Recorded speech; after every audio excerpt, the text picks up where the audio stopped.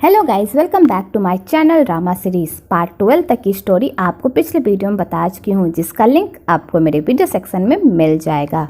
पिछले एपिसोड में हमने देखा था कि जोधा राज को कॉल करती है और कहती है तुम्हारी वाइफ ठीक है, जैसे ही मुझे मौका मिलेगा मैं तुम्हारी वाइफ को तुम्हारे पास लेकर आ जाऊंगी। तो राज ये बात सुनकर थोड़ा राहत महसूस करता है। दूसरी तरफ करण को पता चलता है कि शिल्पा प्रेग्नेंट है, वो भी 5 मंथ से। तो करण ये बात सुनकर पूरी तरह शॉक्ड हो जाता है। तो शिल्पा को लगता है करण ये बात जानकर अब उसे वो छोड़ देगा, वो अब उससे मिलने के लिए नहीं आएगा। तो शिल्पा करण से माफी मांगने लगती है और कहती है मैंने कभी भी इस बच्चे का सहारा लेकर तुम्हें ब्लैकमेल करने के बारे में कभी भी नहीं सोचा। मैं नहीं चाहती थी कि तुम्हें ये सब ऐसे पता चले। अगर तुम इस बच्चे की जिम्मेदारी नहीं लेना चाहते तो कोई बात नहीं, मैं तुम्हें फोर्स नहीं करूंगी। तो करण इस बात पर हंसने लगता है और शिल्पा को कहता है तुमने इतनी बड़ी बात मुझसे छुपाई, मुझे बहुत खुशी हुई ये जानकर कि तुम मेरे बच्चे की माँ बनने वाली हो। और मैं अपने बच्चे की जिम्मेदारी क्यों नहीं लूंगा, मैं उसकी जिम्मेदारी लूंगा और बहुत जल्द मैं तुमसे शादी भी करूंगा। आज के बाद तुम्हारी सारी जिम्मेदारी मेरी है, समझी। तो शिल्पा ये सब सुनकर खुश हो जाती है और फाइनली करण को अकल आ जाती है और शिल्पा को उसके प्यार का फल मिल जाता है। दूसरी तरफ जोधा राग अंकल को कॉल करती है और उसे कहती है कि आप जॉन को किसी भी बहाने से अपने पास बुलाइए ताकि मैं आपके भतीजे राज की हेल्प कर सकूं। तो अंकल राग कहते हैं मैं उस कमीने को अपने पास क्यों बुलाऊं। तो जोधा कहती है अगर आप अवनी की जान बचाना चाहते हैं तो जॉन को आपको यहाँ से हटाना ही होगा, इसलिए किसी भी बहाने से आप जॉन को यहाँ से लेकर जाइए। कि तभी जॉन वहाँ पर आ जाता है। तो जोधा जॉन को कहती है अंकल राग तुमसे बात करना चाहते हैं। तो जॉन कहता है मैं उनसे क्यों बात करूँ, उन्होंने मुझे धक्के मारकर अपने घर से बाहर निकाला था। तो जोधा कहती है अंकल राग कह रहे थे कि वो तुम्हें अपने जायदाद का कुछ हिस्सा देने वाले हैं। तो जॉन ये सुनकर पूरी तरह शॉक्ड हो जाता है और कहता है उस बुढ़े को कब से अकल आ गई और वो मुझे कब से अपनी प्रॉपर्टी का हिस्सा देने लगा। तो जोधा कहती है क्या पता तुम्हारे अंकल का मन बदल गया हो और उन्हें तुम पर तरस आ गया होगा, इसलिए वो तुम्हें प्रॉपर्टी का हिस्सा देना चाहते हैं। तो जॉन को इस बात पर भरोसा नहीं होता। तो जोधा कहती है अगर तुम्हें मेरी बात पर भरोसा नहीं है तो अंकल से खुद बात कर लो। तो जॉन अंकल से खुद बात करता है। तो अंकल राग भी जोधा के प्लान में उसका साथ देते हैं और जॉन को कहते हैं तुम यहाँ पर आ जाओ, मैं तुम्हें अपनी प्रॉपर्टी का कुछ हिस्सा देना चाहता हूँ। तो जॉन कहता है अगर आपको मेरे नाम कुछ करना ही है तो वहीं से कर दीजिए ना, मुझे जाने की क्या जरूरत है। तो राग कहता है तुम्हें प्रॉपर्टी चाहिए कि नहीं चाहिए, यहाँ पर आओगे तभी तुम्हें प्रॉपर्टी मिलेगी। तो जॉन को ये बात सुनकर बहुत ही अजीब लगता है। तो जोधा कहती है तुम क्या सोच रहे हो, तुम्हें प्रॉपर्टी चाहिए कि नहीं, तुम जाओ एक बार उनसे मिलो। तो जॉन कहता है मुझे दाल में कुछ काला लग रहा है और वैसे भी मैं तुम लोगों को अकेला छोड़कर यहाँ से नहीं जा सकता। तो जोधा कहती है अगर तुम यहाँ से चले जाओगे तो हम लोगों को क्या हो जाएगा, मैं उस लड़की का अच्छे से ख्याल रखूंगी। तो जॉन कहता है नहीं मैं ऐसा नहीं कर सकता, मैं तुम दोनों को अपने साथ ही लेकर जाऊं। तो बेचारी जोधा के प्लान पर तो पानी ही फिर जाता है। दूसरी तरफ खुनतोन अपने सारे कर्जे का निपटारा कर देता है अपनी सारी प्रॉपर्टी बेचकर, लेकिन तभी उसका मैनेजर उसे बताता है कि एक और कर्जा है जो करण की वजह से हुआ है। तो खुनतोन जैसे ये सुनता है वो तो पूरी तरह आग बबूला ही हो जाता है। कि तभी उधर से करण आ जाता है। तो खुनतोन करण पर खूब गुस्सा करता है और उसे मारता भी और कहता है मैंने बहुत बड़ा पाप कर दिया तुम जैसे नालायक बेटे को जन्म देकर।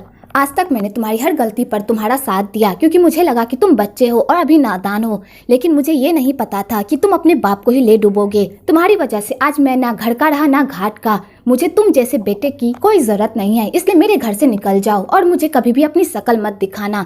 तो बेचारा करण वहाँ से चला जाता है और बाहर जाकर खूब रो रहा होता है। तो अम्बा उसे संभालती है और कहती है बेटा शांत हो जाओ, पापा बस ऐसे ही तुम पर गुस्सा कर रहे थे, वो तुम्हारा बुरा नहीं चाहते। तो करण कहता है पापा बहुत ही गुस्सा है मुझसे और उन्होंने पहली बार मुझ पर हाथ उठाया। तो अम्बा कहती है वो गुस्से में थे, इसलिए प्लीज उनकी बातों को दिल पर मत लो। तो करण कहता है काश पापा ने ये थप्पड़ पहले ही उठा दिया होता तो शायद आज मैं ऐसा नहीं होता, मैं भी अपनी जिम्मेदारियों को पहले समझ जाता, मेरी वजह से आप लोगों को इतना शर्मिंदा नहीं होना पड़ता। तो अम्बा कहती है ऐसा मत सोचो बेटा, मुझे पता है तुम में थोड़ी कमियां हैं और तुम चीजों को बहुत देर से समझते हो, लेकिन तुम बुरे इंसान नहीं हो, तुम बहुत ही अच्छे इंसान हो, बस तुम्हें अपने आप को इम्प्रूव करने की जरूरत है। तो करण कहता है माँ मैं आपसे प्रॉमिस करता हूँ मैं सब कुछ ठीक कर दूंगा। और करण ये कहकर वहाँ से चला जाता है। दूसरी तरफ जॉन सबको लेकर अपने साथ जा रहा होता है कि तभी जोधा एक और ट्रिक लगाती है और उसे प्लेन का टिकट थमा देती है। तो जॉन कहता है ये तो एक ही टिकट है। तो जोधा कहती है तुम क्या चाहते हो, मैं अपनी सारी जमा पूंजी इस टिकट में बर्बाद कर दूं, तुम्हें जाना है और तुम्हारा ही वहाँ पर काम है, तो तुम जल्दी से जाओ और वहाँ पर अपना सारा काम निपटा करके वापस जल्दी से आ जाओ, मैं तब तक अवनी का यहाँ पर ख्याल रखती हूँ। और जोधा जॉन को अपनी बातों में इस तरह फुसलाती है कि जॉन भी जोधा की बातों में हाँ मिलाने लगता है और वो उन दोनों को वहीं पर अकेला छोड़कर अपने अंकल से मिलने के लिए चला जाता है। आगे जोधा राज को एक जगह पर कॉल करके बुलाती है। तो राज कहता है अवनी कहाँ है, 40,000 मांगा था ना, ये लो 60,000, अब बता दो कि अवनी कहाँ पर है। तो जोधा कहती है मैंने तुम्हारी वाइफ को तुम्हारे घर पर पहुंचा दिया है, मैं उसे अपने साथ लाने का रिस्क नहीं ले सकती और मुझे सिर्फ 40,000 रुपए ही चाहिए थे, ना कि 60,000 रुपए। ये लो तुम्हारे 20,000 रुपए। और जोधा ये कहकर वहाँ से जाने लगती है। तो राज कहता है अगर जॉन को इस बारे में पता चला तो वो तुम्हें नहीं छोड़ेगा। तो जोधा कहती है उससे पहले ही मैं जॉन को छोड़कर वहाँ से चली जाऊंगी। और जोधा ये कहकर वहाँ से चली जाती है। आगे जोधा करण को कॉल करती है और उसे मिलने के लिए बुलाती है। तो करण कहता है अभी मैं बिजी हूँ, इसलिए मैं तुमसे नहीं मिल सकता। तो जोधा करण का पीछा करती है। तो जोधा को पता चलता है कि शिल्पा करण के बच्चे की माँ बनने वाली है। तो जोधा जैसे ये सब देखती है, बेचारी का सपना तो चकनाचूर हो जाता है, क्योंकि जोधा ने करण से सच्चा प्यार किया था और उसकी बस इतनी सी ही ख्वाहिश थी कि उसका भी एक परिवार हो और उसके भी बच्चे हो, जिसके साथ वो अपनी पूरी लाइफ काट सके। पर जोधा के सारे ख्वाब पर पानी फिर जाता है। तो जोधा को बहुत बुरा लगता है कि उन लोगों की वजह से करण की लाइफ बर्बाद होने वाली है और करण अब तो बाप भी बनने वाला है। अगर उन लोगों ने करण के साथ ऐसा वैसा कुछ कर दिया तो उस बच्चे की लाइफ तो बर्बाद ही हो जाएगी। तो जोधा करण को कॉल करके बता देती है कि उस पर कोई भी कर्जा नहीं है, ये सारा प्लान जॉन का था उसे फंसाने का। तो करण ये सब सुनकर तो पूरी तरह शॉक्ड हो जाता है, लेकिन वो बहुत खुश भी होता है और शिल्पा के पास जाता है और कहता है ये बच्चा हमारे लिए बहुत ही लकी है, इसके आते ही मेरी सारी प्रॉब्लम्स दूर हो गई, मैं इसका बहुत ही अच्छे से ख्याल रखूंगा और तुम दोनों को ढेर सारा प्यार दूंगा और किसी भी चीज की कमी होने नहीं दूंगा। तो शिल्पा ये सब देखकर बहुत ही खुश होती है। आगे राज अवनी एक दूसरे से मिलते हैं। तो अवनी जैसे ही राज को देखती है तो वो जाकर उसे गले लगा लेती है और दोनों एक दूसरे को देखकर बहुत ही खुश होते हैं। आगे राज अवनी से पूछता है तुम अपने घर क्यों नहीं गई यहाँ आने के बजाय। तो अवनी कहती है क्योंकि मैं तुम्हें मिस कर रही थी और मैं जाने से पहले तुमसे मिलना चाहती थी। इस घर से मेरी बहुत सारी यादें जुड़ी हुई है, इसलिए मैं यहाँ पर आना चाहती थी। वेल आपको यहाँ पर इन दोनों का क्यूट सा मोमेंट भी देखने को मिलेगा। आगे राज अवनी को कहता है तुमने मुझसे एक वादा किया था कि अगर मैं ये घर ना बेचूं तो तुम मेरी एक बात मानोगी। तो अवनी कहती है बताओ तुम्हारी क्या बात माननी है। तो राज कहता है मैं चाहता हूँ कि आज पूरी रात तुम मेरे साथ बिताओ। तो अवनी कहती है ठीक है। आगे वो दोनों अच्छे से रेडी होकर नीचे आते हैं। तो अवनी वहाँ का डेकोरेशन देखकर बहुत ही खुश होती है।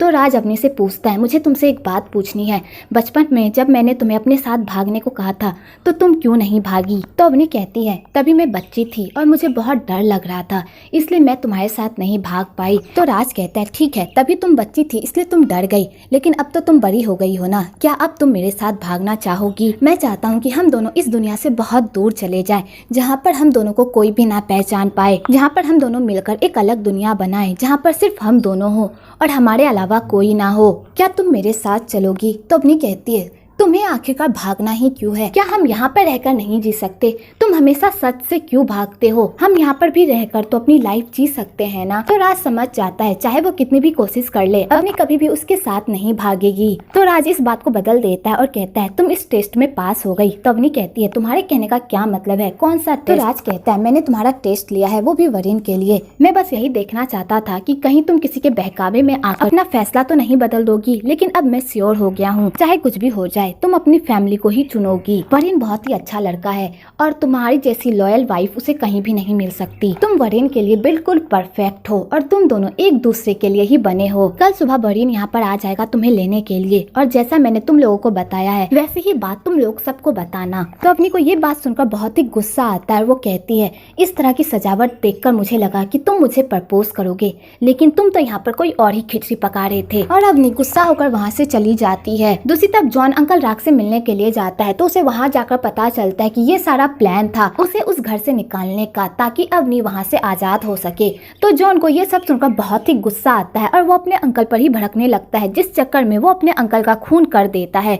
अगली सुबह राज को जब इस बारे में पता चलता है तो वो जल्दी से वहाँ से निकल जाता है। दूसरी तरफ जब अवनी उठती है तो वो पूछती है कि राज कहाँ पर है। तो वो बताता है कि राज को किसी लड़की का कॉल आया था और वो हड़बड़ी में यहाँ से निकल गया। तो अवनी को बहुत बुरा लगता है कि राज एक लड़की के साथ है।